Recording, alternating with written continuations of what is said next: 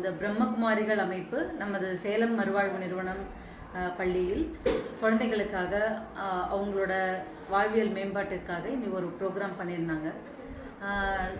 நிஜமாக சொல்லணும் அப்படின்னா, இந்த மாதிரியான அமைப்புகள் நம்ம ஒரு மாற்றுத்திறனாளி குழந்தைங்களோட ஸ்கூலில் வந்து குழந்தைங்களை எனர்ஜைஸ் பண்ணும்போது தான் குழந்தைங்க வந்து வெளி உலக மக்களோட நிறைய வந்து இன்ட்ராக்ட் பண்ண முடியும், அவங்கக்கிட்ட நிறைய பேச முடியும், அவங்கக்கிட்ட பழக முடியும், அவங்களுக்கு நிறைய ஆப்பர்ச்சுனிட்டி இருக்குது அப்படிங்கிறத அவங்க உணர முடியும், நிறைய விஷயங்கள் கற்றுக்க முடியும்.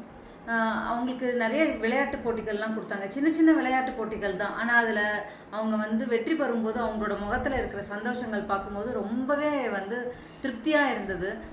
இந்த மாதிரியான ஈவெண்ட்ஸ், இது மாதிரி நிறைய அமைப்புகள் வர தான் இந்த குழந்தைகள் வந்து ஒரு இல்லங்களில் வந்து தனிப்பட்ட முறையில் இருக்காமல் சமுதாயத்தில் ஒருங்கிணைஞ்சு மக்களோட மக்களாக அவங்க ஒரு வேலையை செஞ்சுட்டு அவங்க வந்து இண்டிபெண்ட்டாக தனிப்பட்ட முறையில் அவங்க வாழ முடியும் அப்படிங்கிறது என்னோட ஆத்மார்த்தமான கருத்து. இந்த அமைப்புகள் மூலயமா இவங்க வந்து இன்னைக்கு நம்மளோட ஸ்கூலில் பண்ண இந்த விஷயத்துக்காக அவங்களை மனதார நான் வந்து பாராட்டுறேன். மேன்மேலும் அவங்களோட பணி சிறக்கணும், நிறைய குழந்தைங்களை அவங்க ரீச் அவுட் பண்ணணும், நிறைய வந்து சமுதாய மாற்றங்களை உருவாக்கணும் அப்படின்னு நான் தாழ்மையுடன் கேட்டுக்கொள்கிறேன். தேங்க்யூ.